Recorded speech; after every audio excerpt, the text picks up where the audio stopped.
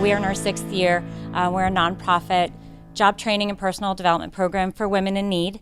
We're based in Old Town Alexandria, and our program is a social enterprise that's innovative because it's based on a small baking business. We have products that are sold at local businesses like Whole Foods, online, and at farmers markets.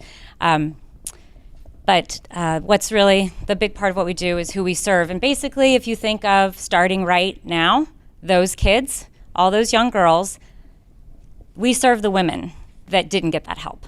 So we work with women that are now, as adults, involved in the criminal justice system, facing long-term unemployment, homelessness, and we also work with recent immigrants who have trauma in their backgrounds. So unfortunately, trauma and abuse is the thing that almost all of the women have in common. And often that leads to addiction, which then leads to poor decision-making and desperate decision-making that they end up incarcerated. So they are incredibly resilient. These are women that have been through so much. 80% of them are moms. They're amazing. So our program is 8 weeks long. It's 3 days a week from 9:30 to 1:30. And the women are in a cohort of about 10. And they come to the program. We have 4 different sessions per year. And while they're in our program, they learn all about food production, food safety. So they're working in the kitchen for part of their day on a different team. They might be on the mixing team or the baking team or the cleaning team or the business team. So they're also learning about running a small business, and they get that hands-on experience. But really, one of the most important things we do are all the soft skill development. So these success skills of how do you communicate? How do you work on a team? How do you cope with all the the mental health issues, the substance abuse, the trauma? How are you going to get through life in a healthier way, that you're not going to be using drugs or alcohol to escape, that you're not going to be in unhealthy relationships? How do you set the boundaries? I mean, everything that those kids are learning in that program, these women are now learning. They also have 20 years of patterns and roles they've fallen into, so they're trying to break out of those.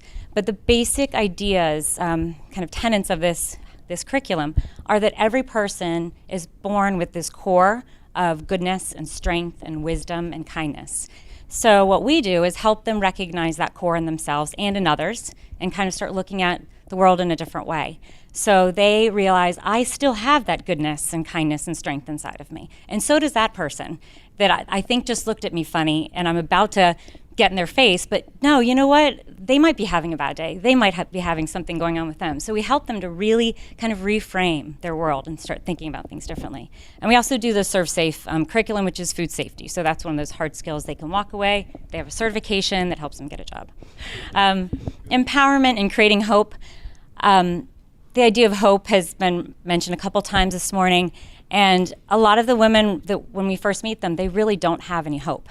When we start talking about what we're going to do and that there are opportunities for them and that they're going to have this group of people that believe in them, you can just see like they start to change.